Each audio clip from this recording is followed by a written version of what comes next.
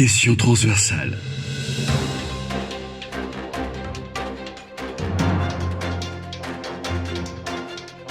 Question transversale. Décryptage, analyse, fait d'actualité, point de vue croisé.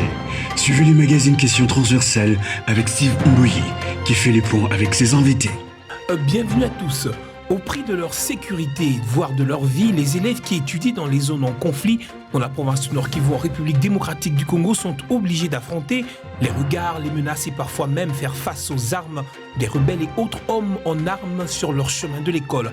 C'est parfois des kilomètres qu'ils sont contraints à parcourir entre la maison et l'école, un chemin sur lequel certains ont laissé de leur vie, d'autres menacés, plusieurs ont été kidnappés, d'autres encore obligés d'avoir un surplus d'argent comme gage à donner aux seigneurs de guerre pour rester en vie. Chaque jour, ils quittent leur maison tôt le matin pour l'école, sans toujours avoir une réelle garantie de revenir. C'est donc le dur parcours d'une formation scolaire pour ces jeunes kivusiens. Question transversale. Bienvenue à tous. C'est finalement devenu un style de vie imposé. La guerre à l'est de la République démocratique du Congo a contraint les habitants de cette partie du pays à vivre au quotidien sous un climat de tension caractérisé par des tirs d'armes à feu, des viols, des kidnappings, des menaces, des extorsions au quotidien. Aucune couche sociale n'est donc épargnée. Et aux côtés des femmes, d'ailleurs les plus vulnérables, est devenue d'ailleurs aussi une cible des groupes armés, les élèves. Ces enfants, bien qu'en uniforme, n'attirent aucune pitié, aucune compassion de la part des seigneurs de guerre qui règnent dans ce coin. Et pour en parler dans cette émission, je suis avec Madame Noéla Mouliwagno, présidente de la Société civile de Béni Territoire. Madame, bonjour. Bonjour. Alors avec vous, nous allons discuter de ce sujet. L'Est de la République démocratique du Congo, ce n'est plus à démontrer. Et donc un véritable champ de bataille. Le dire ainsi, je crois que vous serez d'accord avec moi, n'est pas faux. Des affrontements entre milices, entre groupes armés et l'armée régulière. Les civils sont tués, dépouillés de leurs terres, des femmes violées. Et d'ailleurs, l'une des pratiques devenues très récurrentes, c'est le kidnapping des civils. Au fait, dans tout le territoire de Béni, le contexte est tellement précaire parce que avant le lancement des opérations, il y avait des tueries. Mais il y avait un moment où l'ADF kidnappait les populations et les remettait. Donc, il kidnappait au moins 30 à 40 à 50 personnes. Mais ces personnes-là, on devrait les récupérer 3 semaines après. Donc, l'ADF vomissait la population. Mais ces derniers temps, il a commencé à tuer, à égorger. C'est à partir encore des opérations où l'ADF a commencé les tueries à masse.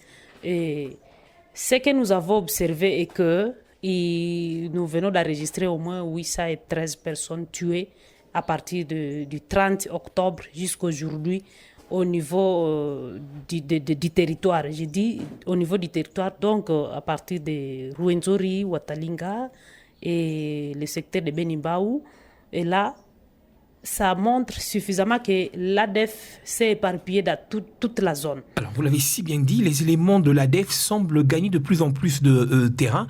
Ils sont mieux informés d'ailleurs, à vous entendre, sur certains positionnements des FARDC, là où ils sont absents pour justement sécuriser les populations, occasion donc pour eux d'attaquer les villages non sécurisés. Est-ce que, madame, on peut dire que cela démontre que les services de renseignement de cette milice ADF sont davantage organisés pour mieux opérer ? Et là, nous devons aussi voir par rapport au renseignement de l'ADF. L'ADF est plus capitalisé. Il a capitalisé ses renseignements plus que notre gouvernement. Et là, nous devons encore voir au-delà, former les civils en renseignement.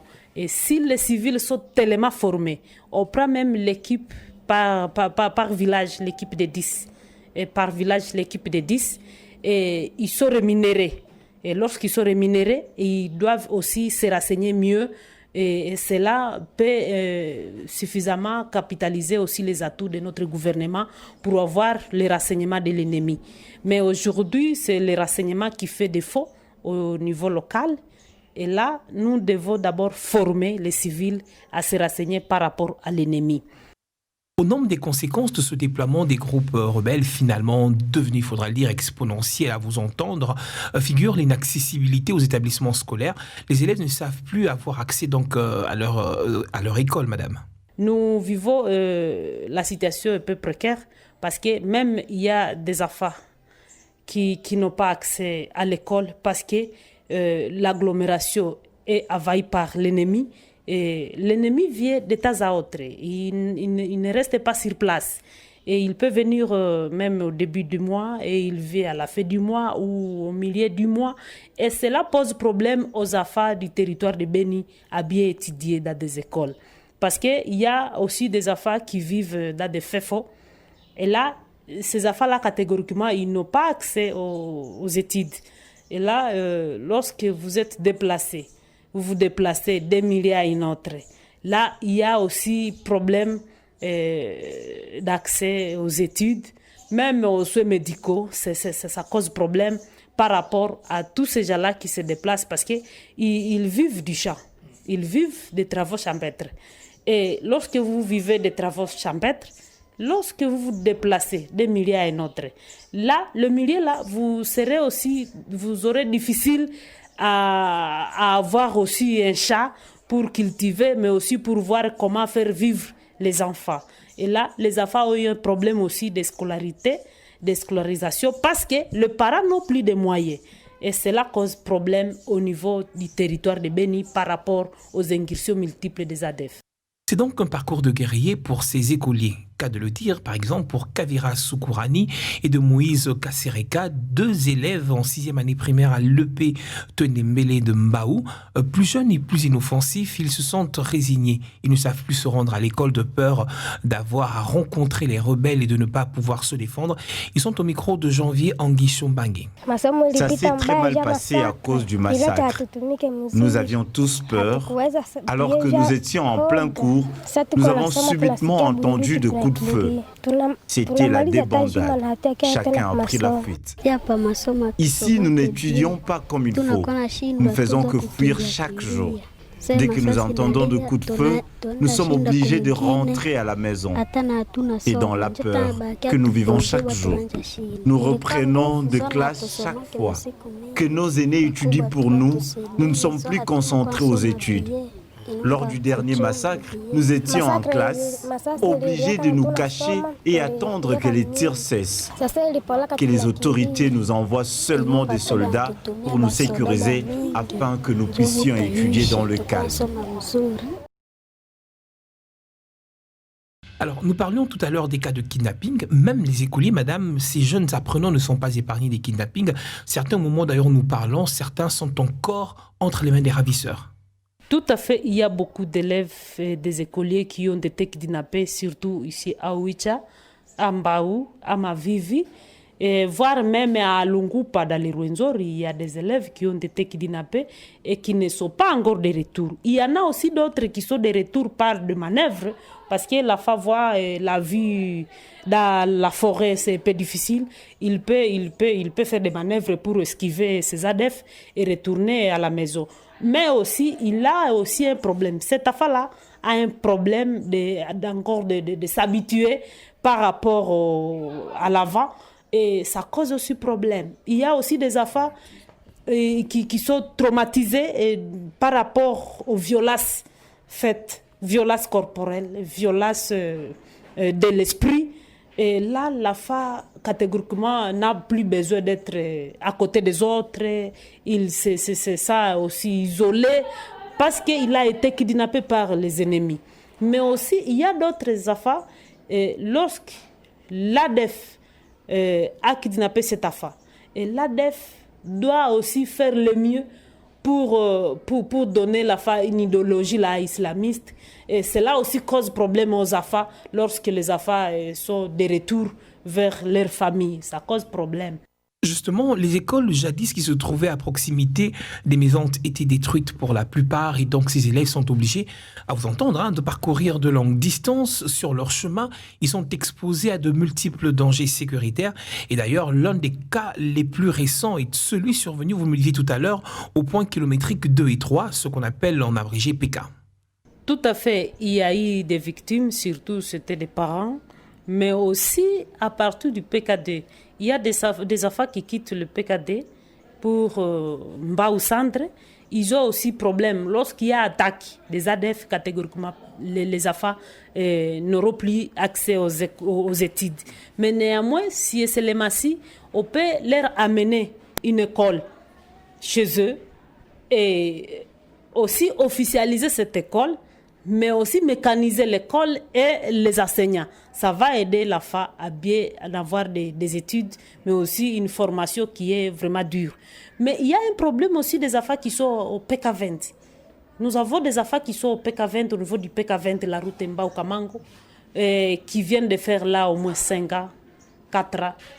Rien n'est là, il n'y a pas des études sur par rapport à ces AFA-là. Il y a aussi des AFA des militaires, des AFA des civils qui vivent au PK20. Vraiment, ils n'ont pas accès catégoriquement aux études parce que c'est entre PK20 et Mbao, donc c'est 20 km entre Mbao et PK20. Il n'y a même pas l'école parce que tout le monde a évacué le lieu.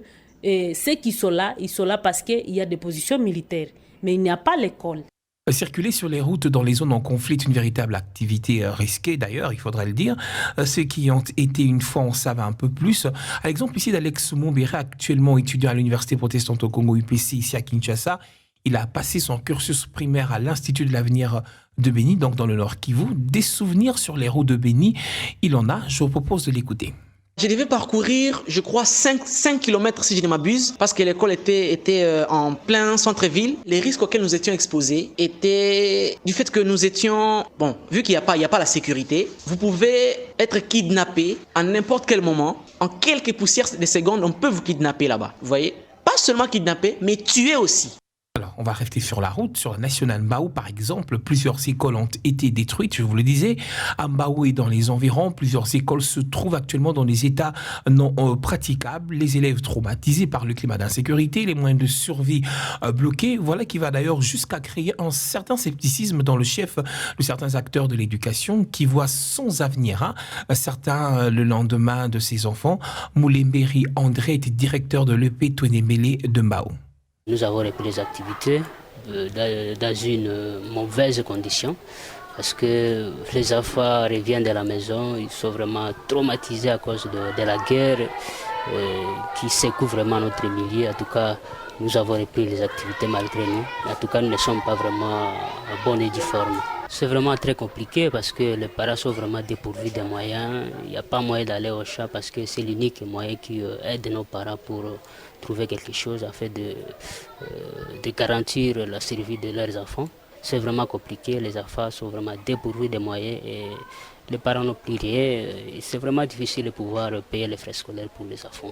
Ces enfants que nous sommes en train de former aujourd'hui parce que nous risquons de former les enfants qui ne seront pas vraiment utiles dans notre milieu et surtout aussi dans notre province, même dans notre République démocratique du Congo. C'est vraiment un peu compliqué.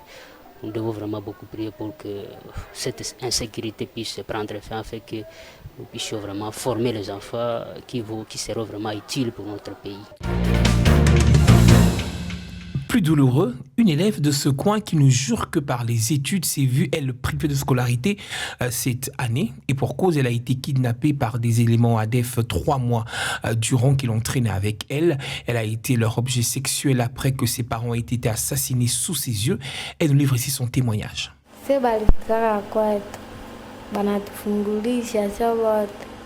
Quand ils sont arrivés chez nous, ils ont frappé à la porte et nous avons ouvert la porte. Ils ont tué ma grand-mère, ma mère, ensuite mon père. Ils ont ensuite voulu me tuer, mais l'un d'entre eux leur a demandé de me laisser. Ils m'ont ensuite emmené avec eux. Quand nous sommes arrivés près des kiosques, ils ont pris des fusils et nous ont demandé de les emmener là où il y avait des boutiques et des chèvres. Ils sont allés piller. Puis après quelques kilomètres parcourus, nous avions rencontré des pygmées. Ils les ont tous tués. Nous sommes allés jusqu'à Wicha. Ils ont brûlé de maisons et ils tuent des gens sur la route.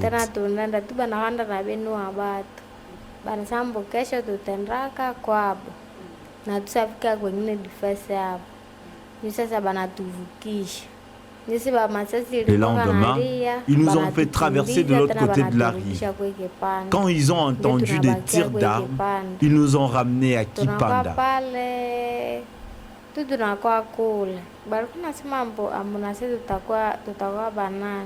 Vivant avec eux, ils ont commencé à nous initier à l'islam. Je m'étais enfui un soir alors qu'ils avaient décidé de me donner à un homme.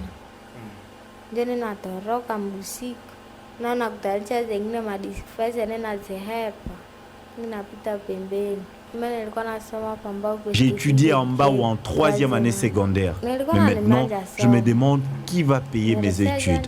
Je souhaite que de personnes de bonne volonté payent mes études et des soins médicaux. Alors, madame, que préconisez-vous finalement comme solution face à cette situation désastreuse?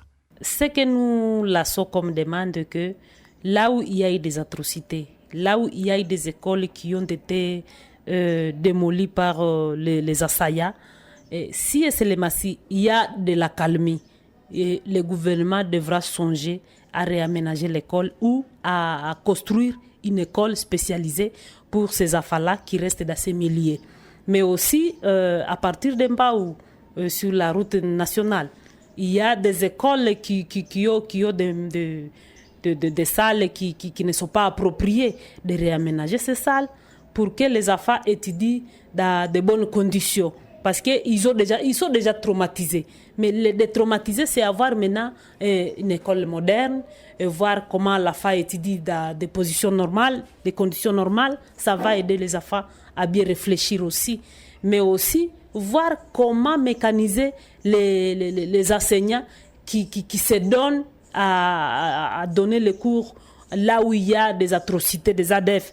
Il faut vous souvenir de ce qui se passe en bas où c'est un peu compliqué, même à Ouicha, parce que les ADF viennent et kidnappent et les enfants et les enseignants. Madame Noéla Mouliwa-Vio, présidente de la Société civile de Béni Territoire, merci d'avoir répondu à nos questions. Merci beaucoup, je vous remercie aussi. Avant de terminer cette émission, pensée particulière aux élèves de Massissi, tués le 27 août dernier en plein examen de fin d'études primaires. Ils ont été sauvagement abattus par des miliciens qui avaient des armes à feu alors qu'eux n'avaient que leur stylo. Question transversale. Fin de cette émission, vous pouvez également la retrouver sur Apple Podcasts, SoundCloud et Spotify. Merci de nous laisser également vos suggestions en commentaire. À très bientôt.